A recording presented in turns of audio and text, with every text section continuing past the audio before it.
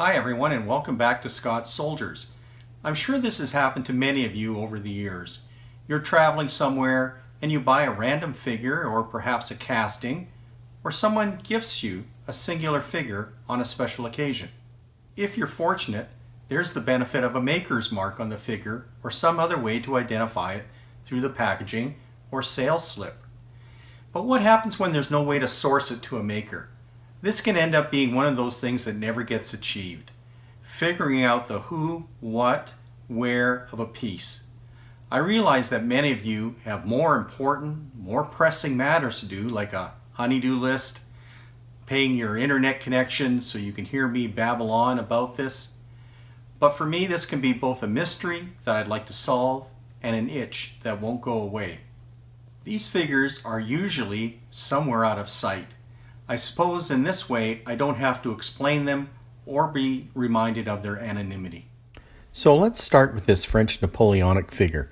And on the base it says General Beauharnais with dates. But I don't know the maker. Is it Del Prado or someone else? It certainly is a commercial product versus home casting. It's well painted, well sculpted, and relatively modern in terms of production date. These next two are older, semi-round, and have hints of green and yellow paint on them. I can't tell if they are German soldiers, but they certainly look like that. There's nothing on the bottoms. I checked Richard O'Brien's 2 books, and no luck there either. Then I took them to a fellow collector, and he pointed out that they are likely home cast from molds and then painted. And that might explain the green and yellow coloring that was used. Now the same goes with this set of 5 machine gunners with a casting of barbed wire as a fortification. All of these figures I picked up in an Ontario antique store simply because they seemed interesting. When I originally obtained this figure, it really confused me. And I'll explain why. And you can see it in episode 36, Paris Toy Soldiers. At Au Plat d'Étain, there was a shelf of similar figures in the same style, same base, and same labeling. The proprietress told me that the figures were Amirall, and she wrote it down for me. And she recalled them when she was a young girl as being sold at the Spanish and French border gas stations when she was a child. The point being is that as you were either entering or leaving France or Spain and gassing up, these figures would be inside where you would end up paying for your gasoline. And I guess parents would just sort of pick these up as souvenirs on the way back to the car. So in a sense, the itch is gone, but it's taken over 25 years to solve. The next groupings were found in another antique store. I'll start with these figures. Obviously hand-painted, they are representative of the American Civil War. The painting is eclectic, not the usual dark blue, gray, or butternut colors you would associate with Civil War regiments. I'm having to do a bit of research to try and come up with a match just based on the style and colors of the uniforms. The bases tell me nothing, and I would categorize this for now as home cast and painted. These 5 figures are, I think, Napoleonic cuirassiers, if that's how you pronounce it. Now take a close look at the stances of these guys.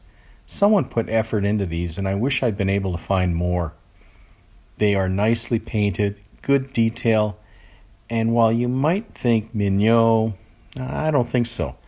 The style, shaping, and painting detail is not mignon, at least to my eye. They could also be replicas, but of which maker? These are Waterloo-like figures by an unknown maker or maybe a home casting.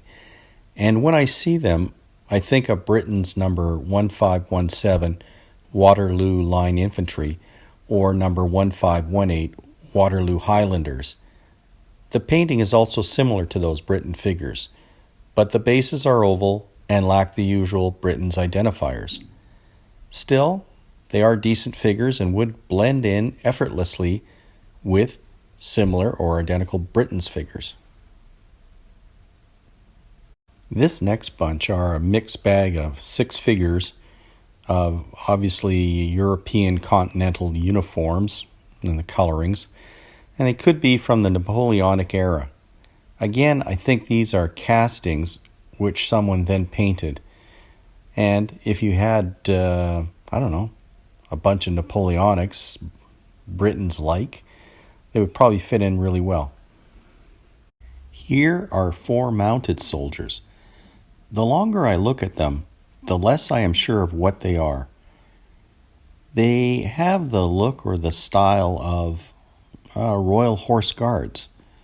They look like Britons, but maybe a smaller size, like a second grade figure. They're definitely hollow cast, and the horses appear to have only 1 ear. They look repainted, but I can't be sure, and there are no discernible Britons markings on them. So, a mystery for me, but perhaps someone out there has a suggestion. Maybe they've seen them somewhere else. I've put out these Royal 22nd Vandoos color party and these Fort Henry Guards again. These are getting a lot of airtime, and I'm doing it in the hope that someone out there can comment on who the makers might be. There's a high probability these were done by commercial makers who did other figures. They are all well painted and sculpted. So again, don't hesitate. Who do you think the makers are? Well, that's it for this short video on soldiers of unknown makers. I hope this encouraged you to pull out yours and take another look at them. If you did enjoy this video, please hit the like or subscribe buttons, as that helps the channel grow. And until next time, keep collecting.